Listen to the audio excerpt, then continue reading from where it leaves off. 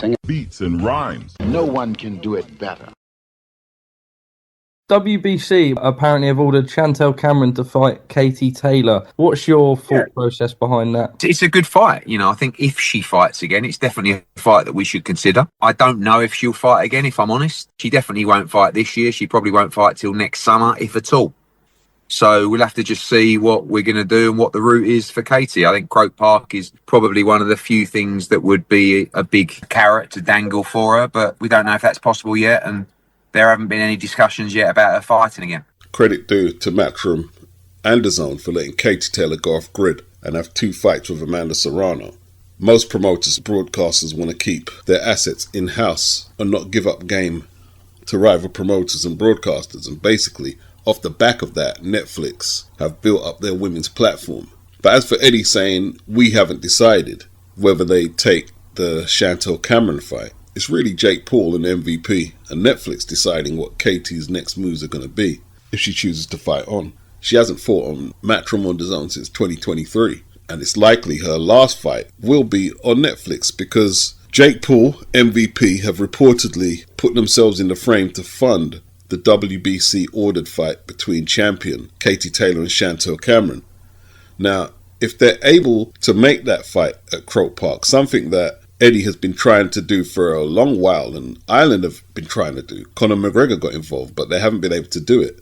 I asked myself why Matchroom and DAZN couldn't have did that. Now, obviously, they're giving out unprecedented funds to sign up all them women boxers on MVP, and I'm not expecting Matchroom, Eddie or DAZN to break the bank on any female fighter to that level. But Katie Taylor seems like an exception. I believe DAZN and Eddie Hearn need to do what they have to do, crunch up the numbers, and not let Jake Paul put that fight on Croke Park. If Katie is going to fight again, Eddie needs to make sure it's under the Matchroom banner and the DAZN banner, because he signed up Katie from the amateurs and helped develop her career, promoted her for what must be near on 8 years. It's a long time. As far as I know, Katie is still contracted to DAZN, which I pay my subscription for, and a lot of you do. And we haven't seen her fight on the platform since 2023. They should go all out to make sure we get to see Katie's last fights, since we've been there from the beginning. Some of us from Sky Sports through to DAZN, we've been there. I've been there, done that. There was word that Jake Paul wanted to sign Katie Taylor for whatever reason. Perhaps she's still in contract with Matchroom. MVP have not secured the signature, so the next best thing is to keep her on Netflix by offering her fights that come along with purses that Matchroom and DAZN are not able to match. Nevertheless, it's a great position to be in for Katie Taylor, to have MVP and Netflix willing to put up so much bread for her fights and then so much bread to hire out Croke Park. Now, as for the rubber match with Chantelle Cameron, well, in my opinion, Chantelle is a technically better boxer than Amanda Serrano. Chantelle and Katie are one apiece at the moment, and a rubber match will be as contentious as the first 2 fights. Does Katie take that at age 39? And I'm not going to say she's the best woman boxer ever, because I'm no expert on women's boxing. But she's the best I've seen in terms of record, accomplishments and resume. Is there anything left to prove, really, after winning that trilogy 3-0 with Amanda Serrano? Will she vacate her straps and let Chantelle Cameron and Amanda fight for one of them vacant straps? I've got my money on Chantelle Cameron beating Amanda Serrano. Boxing, beats and rhymes. No one can do it better. Current IBF featherweight champion Angelo Leo, 26-1-0, 12 inside the distance, 2-weight world champion, is not a free agent, although that's the rumour that's going about right now. The options that Top Rank had on him have expired, but he still has a deal with ProBox TV, Gary Jonas. Now, whether ProBox can put up the type of money that Angelo may be due, I don't know. Maybe it's not a big enough platform.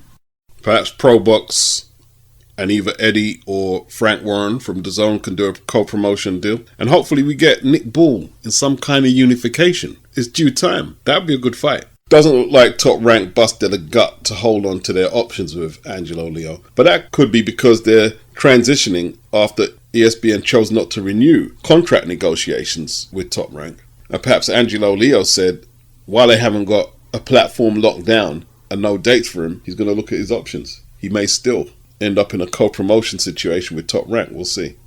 Boxing. Beats and rhymes. No one can do it better.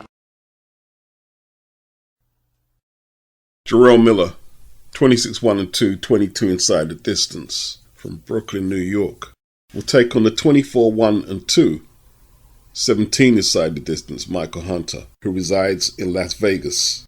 Now, it's a clash of two American heavyweights, which we rarely see these days. Apparently, Deontay Wilder was offered the date to face Miller. He turned it down. This will take place on September the 11th, Las Vegas. The arena hasn't been announced yet, and it's part of the Crawford versus Canelo event, which is on the 13th. The matchup is not too bad, but when you look at Michael Hunter's last opponent, 10-10-1, shocking. He did beat Cassius Chaney before that, hasn't fought all year. He did lose a fight in Eastern Europe, and it was actually a real fight, but they decided to make the result unofficial. Around 2021, he turned down that Hrgovic eliminator and got that draw with Jerry Forrest, which I believe he lost. He's fell off. He decided to bet on himself and went over to Triller rather than take the Hrgovic fight, and that didn't pay off. From whenever it was, he split up with Hasim Rahman, former WBC heavyweight champion. He's never looked the same. But he'll have his chance to redeem himself against Miller, as if Miller doesn't pop before a punch is thrown. Miller, his form not great either. The last time he won was in March 2023 against a washed Lucas Brown. Got stopped by Daniel Dubois, which was a good fight, and then drew with Andy Ruiz. In all truth, he should have got the decision. If Michael Hunter can find a form where he stopped the likes of Martin Bakole, drew with Alexander Povetkin, decision Sergei Kuzmin, it could be a good fight. Miller, if he can actually fight without the peds, because he will be stringently tested, and you wouldn't have thought he wants to blow the bag. If he does everything the right way in preparation for the fight, it could be a good fight. It's actually not a bad matchup. Both of them are going to want to impress Turkey. And why shouldn't they? I mean, there's a lot of money on the table for these guys. They should want to impress and get big fights. It's a shame there's no American promoter who's whipping the fight scene over there into shape. Why has it took a Riyadh season bag to get two American heavyweights who the boxing fans know to face off? What is Deontay Wilder doing? Is he looking to face another D-level opponent on this supposed comeback? He's near 40. He turned down the fight. Jared Anderson turned down the fight, apparently getting high. Where's Richard Torres?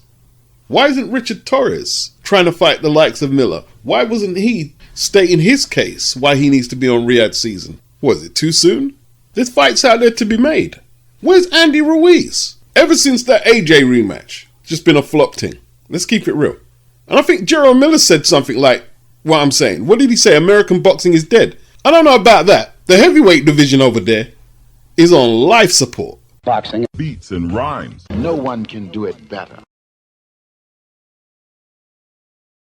So, Dimitry Bivol says following his doctor's advice, he had to undergo surgery for his past back injury, which he's been dealing with for over 10 years.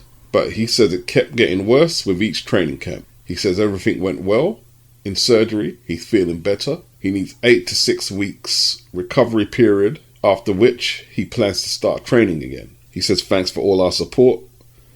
He looks forward to new challenges in the next year. So there he is in the hospital bed. Are people saying this is made up? Because a lot of people are saying he's ducking the rubber match with Beterbiev. They must be saying that this is all an act. Well, we'll see him back New Year. Whether you believe the injury, the surgery is all genuine. Eddie Hearn was talking about Bivol potentially fighting Jai Opetaia. Will he take on Jai? I don't think so.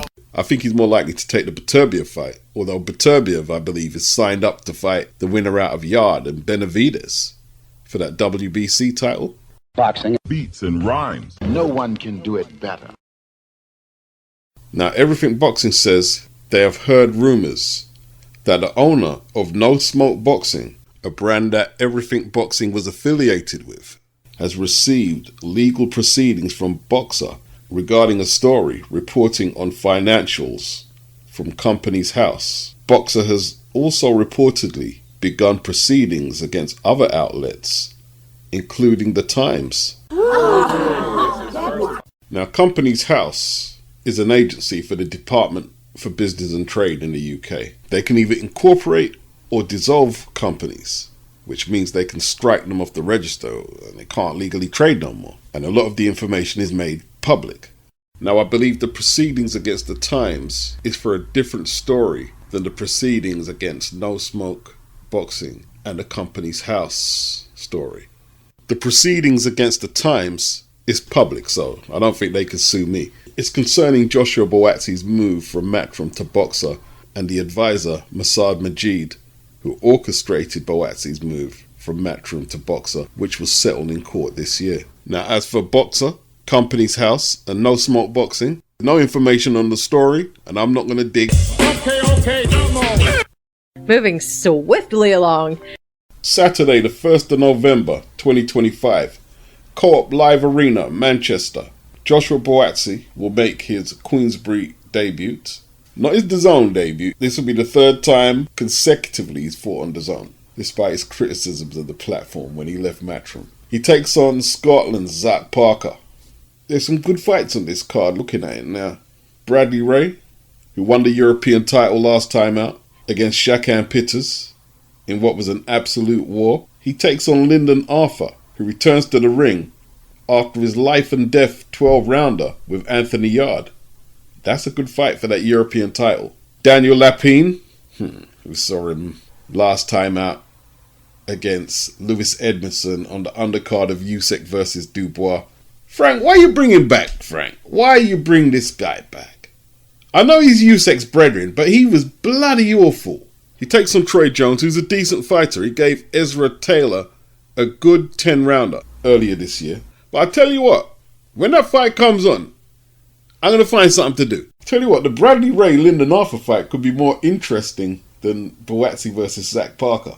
Because Zach, I saw his last fight, and he was absolutely dreadful. He kept falling to the canvas, getting pushed down. The fact they scored the fight so wide for him, I was absolutely baffled. He got hurt several times.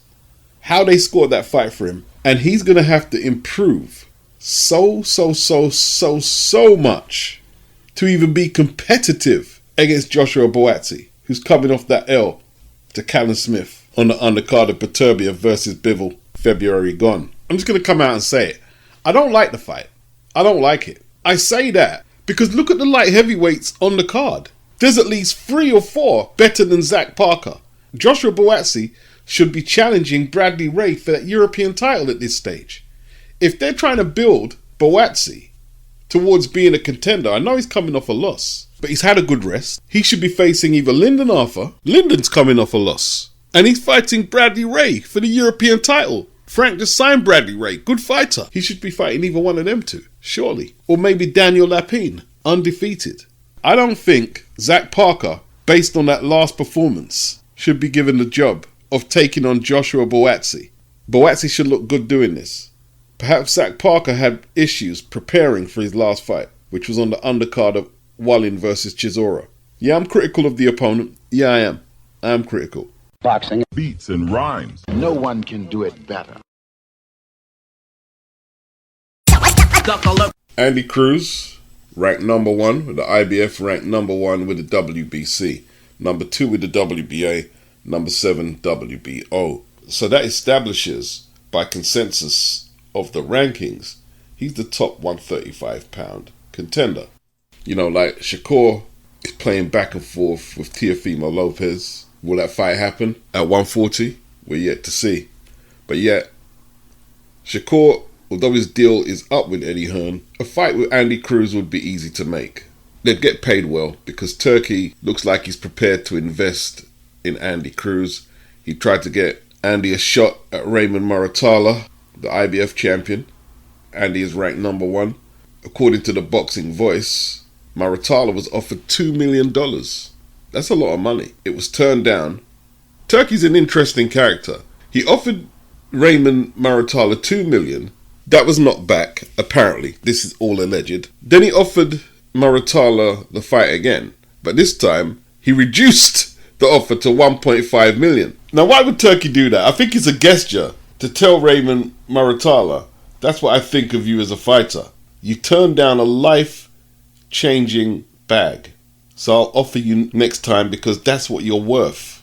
It's unlikely Muratalla, on top rank, none of his fights are on pay-per-view, has ever earned $1 million for a fight. Gervonta Davis, we hear he's not going to fight Lamont Roach. Floyd Schofield is at number 1, Andy Cruz is at number 2. I think he'd be more likely to fight Floyd Schofield before Andy Cruz. The WBO title was stripped from KEYSHAWN Davis when he failed to make weight. His opponent, Dos Santos, wisely chose not to fight KEYSHAWN, who came in, was it 5 pounds over the weight? Fight was cancelled. Now Abdullah Mason and Sam Noakes will be fighting for the vacant title.